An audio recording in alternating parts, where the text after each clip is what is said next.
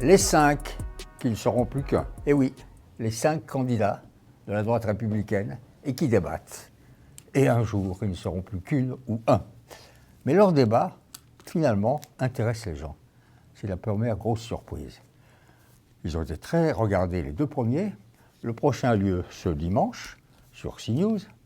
L'ultime aura lieu le 30 novembre sur France 2, c'est-à-dire une grande chaîne nationale. Ça sera sans doute le débat décisif. En tout cas, il sera le plus regardé. Mais déjà, les autres ont été regardés. C'est une des premières surprises de cette affaire. On s'attendait à toutes sortes de choses un peu ennuyeuses, répétitives, banales même. Pas du tout. Ça intéresse. Ça intéresse pourquoi? Parce qu'après tout, ces gens ont des qualités. Ils existent, ils ont une expérience. D'ailleurs, c'est ce qu'ils ont en commun, l'expérience. Tous ont été ministres, ou maires, ou présidents de région, ou responsables des affaires européennes. Bref, ils connaissent le terrain. Première chose. Deuxième chose, deuxième élément positif, ils ont eu l'intelligence de ne pas se mettre sur la gueule. La haine, l'envie, la jalousie, la perfidie, le persiflage, tout ça a disparu. Certes, on sent bien qu'ils se retiennent de temps en temps pour ne pas balancer un petit vanne, pour ne pas exprimer ce qui est peut-être de l'ironie, de la dérision de l'une vers l'autre, l'autre vers l'une.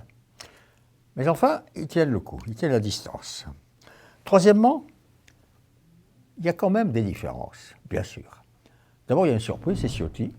Éric Ciotti intéresse, il est tranchant, il est clair et droit, et il existe.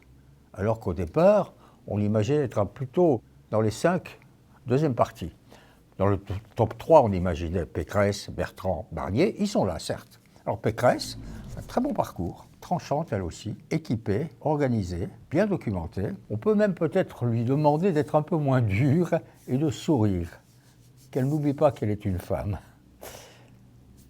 Barnier, visage et allure d'un président, il fait président, est-ce que ça suffit? Juvin, il connaît le terrain, il sait de quoi il parle. Il est à la fois maire et puis il pratique la médecine. Et donc il a vu le Covid, il l'a vécu. Donc il est aussi très intéressant. Et enfin Xavier Bertrand, on l'a déjà beaucoup vu, beaucoup entendu, donc est-ce une sensation déjà vue? Non, je ne pense pas, car après tout, dans les sondages, il est en tête.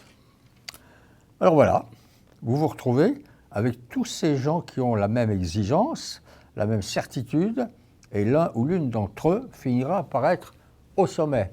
Ils seront regardés et suivis par deux présidents. Le premier, c'est Christian Jacob, président des Républicains, qui considère que pour l'instant, il a réussi son opération. Le deuxième président, c'est sans doute Macron. Il a intérêt à faire attention à ces gens-là. Intérêt.